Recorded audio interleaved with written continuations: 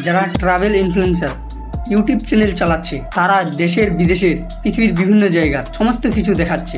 এটা শহর ভালো, এটা পাহাড় ভালো, এটা নদী ভালো, এটা মন্দির ভালো, এখানকার খাওয়া ভালো, এক কথায় সমস্ত কিছু দেখাচ্ছে পৃথিবীর। তাদের কিন্তু আগে ইনকাম কম ছিল, এখন তাদের বিভিন্ন হোটেল ডাকতেছে, বলতেছে আমার ও হোটেলটা ভাইরাল করে দাও। তার জন্য খাওয়া থাকা ভাড়া সমস্ত কিছু ফিরিয়ে দিচ্ছে হোটেল মালিক।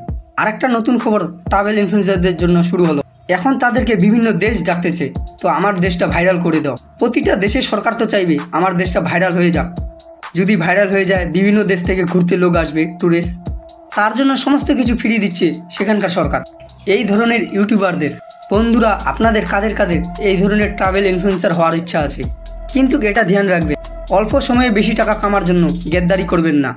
যারা খবর দেখছেন তারা আপনারা অবশ্যই জানেন, অপারেশন সিন্দুরের পর ভারতে এই ধরনের গেদ্দার ইউটিউব চ্যানেল যারা পাকিস্তানের সাথে কাজ করছিল, এই ধরনের কয়েকজন ইউটিউবার ধরা পড়ছে, তারা এখন বর্তমানে জেলে আছে।